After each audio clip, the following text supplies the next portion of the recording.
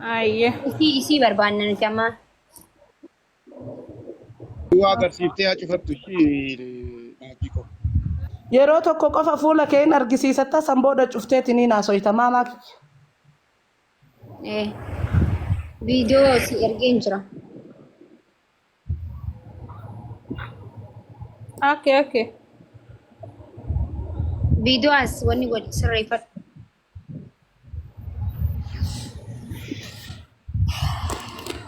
Assalamu alaikum ilmaan Oromoo akkam jirtan? Haadha ko. Gaa. Shiri hin booyin. Waalaikum salaam warahmatullahi wabarakatuh. Akka malee boo'u jirti viidiyoodhaan bahuulleen barbaachisaa natti hin fakkaanne ilmoolleen akka malee rakkisu jirti obboleeyyan kiyya biratti. Viidiyoo. Cufadhu viidiyoo. Viidiyoo dhufi maama. Dhufi hin barbaannu viidiyoo. Cufaan gaa. Ayyee cufnee jirra. Assalamu alaikum ilmaan Oromoo akkam jirtan naga qabdani. Tokkoffaa duraa baganaa jiraatanii naaf cinqamu jirtanii naaf galatoomaa jechaa keessa rabbisanii haa kabalu. Hin barbaannu. Laal jabaan. Maa boota. Maama abba warraa keetii mika akkas godhe. Koy wanni booti. Maa kii ta'e koy. Maa booti abba warraatii mika akkas godhe. Ati bakka zinaan dalaynemi rabbi si argaan isa salphata malee si himiti imbooyin haga ati bootte sana mootuyyu rabbiin jazaa deebise inni san caalaa bu'a imbooyin waan jiru qofa waan beektu qofa nutti imbooyin akkana namni kaabbaa wajjin haraama dalagee baame ati abbaa manaa keetii maa bootta kaabbaa warraa keetii wajjin akkas hin taane eenyu wajjin taata imbooyin numartuu hin taana. Waan namni martu ta'u waan dubartiin taatu waan addaan taate imbooyin bulloonti. Akka nam tokko jiraataa turre inni kan booda kalaas ammaan tana osuma wajjin jiraachaa jirru bakka akka nam tokkotti ani waliin jijjiiramee biyya namaa keessaa gala jedheeni miseenjaraa wal baranne awwala gisee wal barannuuni na dhagaa jirtan obboleeyyan kiyya.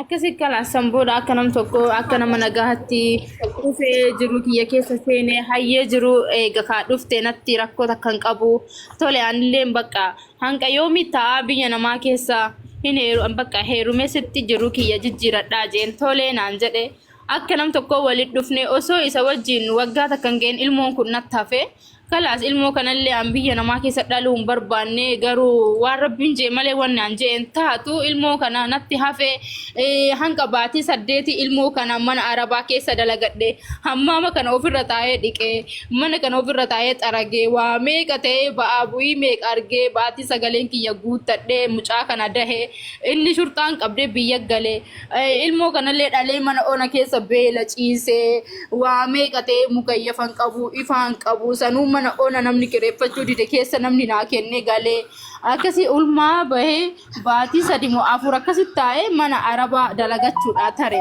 ammuman kiyyaafuu dalagarra dhufe inni shurxaan qabee biyya galee maal naan ja'a birrii ergii naan ja'a yaa abboo birriin qabu silaa birrii qabaadhe ani daa'ima kanaa ofirraa galchee akka hiriyaa kiyya duraanitti dalagadha birriin qabu maal si ergaa sila atu daa'ima kana narraa ergite narraa fudhattee jedhee maallaqa naa barbaadde naa ergite narraa fuute ani akka nam tokko nu dalagaan jedheen jennaan inni yookiin gale yookiin birrii erginaan jedhe obboleessa kiyyaani birriillee hin qabu akkanattillee harka qullaan galu aniin tun bahara kanarra baatii meeqa laga kanarra taa'ee beelee waa meeqa tahee dhufe haadha tiyya miskiina namallee hin qabdu natu ummaa tiyya qarqaara eega dhufe ummaa tiyya homaan gooneef si jalan jira. Rabbiin ilmoo kana naqaxee naqabe anan galuun jedheen akkanatti namni biyya kiyyaa maal laan jedha intalti zaaraa qullaa galte naan jedhan haadha tiyya kadhattuu biyyatti dhiisee biraa deemanii waa takka goone barraan talaa obboleeyyan kiyya osoo waa takka godhaniif shawwadame isatti dabalame waa takka goone muka bichaa jajjaa mana dhiise qorqorroo gubbarra dha'ee fi dhiise jala itti fidnee fi ulaa ittiin galchinee fi ummaan xiyya akkana mana akkasiisan keessa galaa jirti. Ani isatti ammoo mistira kanallee hin himne maaliif boruunaan arrabsaan jedhee ittiin himne akkuma nama jaaretti jalaa callisee inna basra an jiruu kiyya bultii kiyya oofifadha jedhee ittiin himni bakka isa dhoksee jiruu kiyya jiraachaa jira isa duuba ummaa xiyya 300 ergaa fi dho'isaadhaan amma yoo ani birrii isaa erguu didu yookiin ammoo galuu didu suuraa ani quban qabne kan mana keessatti osoo uffata jijjiirachaa jiru ani akka itti na waraaben beeku rabbi isaa arguu bas kama na gallakkiseen arge ganaa qabirallee si gallakkisa kaateen argin hedduu jira naan jedhe ani gisee kana bakka ilmaan oromoo osoo isin jirtani qaama kiyya namtichi kun ol nan baasiniiti sagalee naataa haa tiktokii isaa naa gubaa jedhe achirra dubbachuu eegalee achirratti ol ba'ani awwala ani mana arabaa keessa obseetiin daa'ima kana baadhadhe subii kana na kaasanii fuxuura hojjedhu naan jedhe mana dalaginaan jedhe baadhadhe daa'ima kana ka fuxuura kiyya nyaate mana kana naddafee ilmoo kana irraa dhiqee raffisee waamee ka hojjedha. Ani biyyatti illee ummaa xiyya wajjin ilmaan 6 guddisee dirra bakka shunkurtii kana kuntaala baadhadhe dinnichaa kuntaala baadhadhe oli baadiyyaa fidee katama gurgura ana walallee miidhamtuudha asittis kam akkasitti miidhamtuu kana bakka obseetuma dalagee mudhii hidhadhe akkanuma dalagaa jiru dalagee ilmoo tana guddifachaa jiru erginaan jedha maallaqa erginaan jedha ani hin qabu jedhe innaa achirraa yoo ati birriin ergi yoo ati hin galee viidiyoo si gallakkisaa naan jedhe aboo ummaan xiyya jawwaala guddaa qabdi na agartii rabbi sodaadhu an birriillee hin qabu akkanatti illee hin galu an ummaa xiyya homaan gooneef ofiifillee nama hin taane ati asittuu dhalaan irratti bakka agarteetti dhalaa bira deemta ani amma si amanillee hin galuu bakka jedheen si amanillee hin galuu akka rabbiin na godheen taha malee asuma keessatti hin galuu jedheen jennaanin qaama kiyya qullaa fuudhee na gabbaase jechuun miidiyaa irratti. Ani hundi ani si balleessite. Amma gaaffii takka bittaa si gaafadha maamaatii yaanas si gaafata dhiifama isinirraa fudhate. Eessa jiraata nama ijoollee isaatiin? Inni ijoollee baaleeti. Baalee eessa? Karjii kana wal baranne inni karjiin jira awwala anilleen karjiin jira inni karjii haa ta'u achi bakka wal barattanii miti baalee eessa jira amma inni bakka inni jiru barbaanna. Baalee keessa wallahi kara baadiyyaati garuu anaan baaluma naan jedhe ani baaluma ta'uun beeka malee. Baadiyyaa masan mee nutti himi baadiyyaa masan. Roobee maal jedhaniin simbicoon takka hiriyyaan takka hin beekti garuu biyya sanii ani garuu hin beeku. Sheeritti godhi koomantii gadhiisaa yoo dhuftillee. Komanti gadhiisaa guys. Assalamu alaikum warahmatullahi wabarakatuh. Afarsoo kiyyaa akka nagaa fayyaa kan gaafarsu. Wanni komantii waan boo'u jirtanii fi boo'u. Garuu mucayyoo tana wallahi dhugumatti yoo akka ishiin dubbattu kana malee yoo akkuma inni dalagayyuu kan irratti dalaganiidha dhugaa mucayyoo tanaas baasanii dhugaan malee iyyuu mucayyoo tana dabaa irratti adeemee waan fedhe sotaate jaartiidha hojii ture. Ilmoo irraa qabaataa ture dayyuus akkanaa kana kan dhiirallee maqaa arrabsisiisu kun bakka jirutti barbaadamuu qaba. Amma lammaffaa irratti akka baaleetti akka ijoollee baaleetti naannoo isaa warri beektan yookaan ammoo shaalloo haa ta'u ashuuta haa ta'u ijoollee baadiyyaa diinshoo jedhaa jiranii ijoollee diinshoo nu galchaa diinshoo jedhaaran diinshoo magaalaa moo goofingiramoo karraa riizaan lama takka takkaan beekna aadaa nutti hiba. Namni Maaki. Ani galataa ijoollee baaleetti na beektan. Ani waa tokko duwwaa isinitti dubbadha Jamiila. Barbaade haa ta'u barbaadamuu qaba mucayyootti ayitisii bahuu qaba. Nashii bakka beekaa kan dhiisa. Akka inni badu barbaaddu moo akka inni adabamu barbaaddu si? Dhiisne bakka. Maalidha kaayyoon keessan? Laa ila tokko irratti adabamuu malatti kun dhugaa dubbachuusi. Biyya keenya kana dhiisaa mucaarraa dhageessaniitu namni argitan obboleettii qabdu haadha qabna. Okay farsoo kosiin miti ani warra bakka mucaanutti maa nama jedhu. Ani maal jechuun barbaada akka nama tokkootti adabbii miti kun silaa odoo seerri biyyi teenya sun osoo seera qabaattee wallahi akka har'a inni dalage kun akka ishiin daa'ima kanarraallee of ajjeeftee daa'imni kunillee biyya arabaatitti biyya kana keessatti namni hedduu beektaniin beektan arabni nama rifatu hin jiru arabni garaa lafaa lafa hin jiru yoo har'a mucaa wantoonni irra hin jirre daa'ima fuudhanii fedhan hamma darban fedhan qoshaashaa keessa kaanii makiinaan darban jechuudha si galee biyya arabni namaaf hin rifatu akka inni godhe ammoo akka ishiin silaa lubbuu fi dabarsitee daa'ima kanarraa of ajjeeftee daa'ima kanallee arabnis gara oofe darbuu goosisee kun lubbuun irmijjaan isaatu silaarra fudhame osoo seerri biyya sanii waan dalagu ta'e akkas jedhaan akka kiyyatti garuu ammoo ammaa fi nama seeratti dhiyaatee seeraan to'atamuu qabudha. An akka yaada kiyyaatti akkasidha akkamitti. Takkan dubbadhaa akka nama isii biraa amma dhufeetti wanni micattii tana bira dhufee fi akkuma amma farsoon jedhe kana yoo daa'ima kanarraa micattiin tun waa'eef gootee akka reef jettu laayivii irratti if waa'eef gootu taate arabni mana hin jiru. Ani daa'ima kanarra iyyuu rakkoo gahaa jedheeti wallaahi anillee firraa bira dhufee waan takka godhuu fi hin danda'u. Oromoo isinummaan bira dhaabbadhaa micattii tanaa gara biyyaallee galchuu taanaan. Maki mucaan ni beekaani Usmeen galchi Usmeen hin beekaa mucaa galchi waliin dalagaa obboleettiyaa waan takkas jechuu barbaada ifratti waa ibballeessuu takkiin immoo waan akkanaa kana hin yaadin because ati jaarsa kan kee kanikaarraa qabduutu waan kana sirratti hojjete nuti immoo ijoolleen Oromoo si bira jirraa jechuudha mucaa kanarratti illee badii inni balleesseef badii isaa akka itti gaafatamu irratti hojjechuuf deeman. Kanaafuu viidiyoon inni kana booda si gadhiisus hin jiru wanni inni kana booda godhuu danda'u tokkollee hin jiru jechuudha. Kanaafuu ati hin booyini jajjabeessi jabaa. Qaama qullaa kiyya gadi hin lakkifne akkuma qaama qullaa kiyya gadi hin lakkifne tokko. Hin booyini yoo lakkise abbaa warraa keetii yeroo abbaatu dhiisi. Lakkisu ammaa achi gadi dhiisu yaadiin. Mucaan as jala jira mucaan dhaga'u jiree fuullee tiktaakii isaa gisee fooloo na godhee jira baay'isawwee. As jala jiraan dhagahu jira jechuudha. Namni 4,400 ati arkitu kuniif gastiirra jiru warri koomentii jiru hundinuu warra si bira dhaabbatu jiru. Warra si maddii siif jirraasiin jechuudha jirudha. Inni nama dila kana taree waa takka si godhuu hin danda'u waa takka hin danda'u jechuudha. Ati immoo maqaan isaa eenyu? Maama maqaan isaa eenyu? Mee haga abbaa akaakayyuu yoo beekte nutti maqaa. Jamiila Rabbii Dhaafi keessaan dubbadhaa waan kana Rabbii Dhaafi. TikTokiin isaa ilma mu'ee.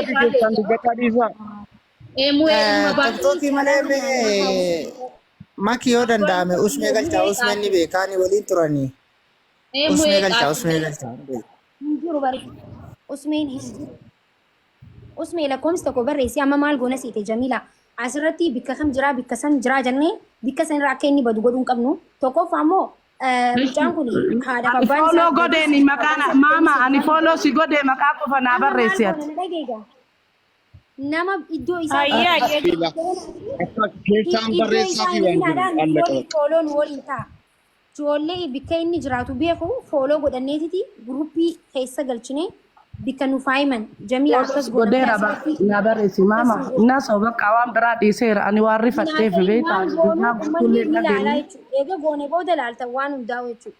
Dubartii morma cabsuun dubartii boocisuun dubartii akka isiin ibballeessitu godhuun hin danda'amu dhaabbachuu qaba jechuudha.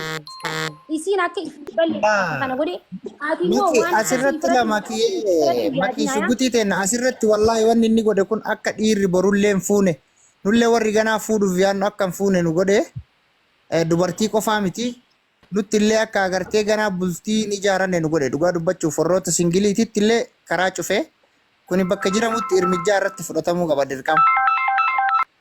Okay, amma maal goona seetan nama bikka inni iddoo inni jiru beektan kottaa ol baati akka fooloo isin goone keessaa isin dubbisnu waan barbaannuuf kottaa ol seenaa warri gastii gubbaa warri dubbatu waan jiru. Usmeen beeka jechaanii jira. Jaarsi.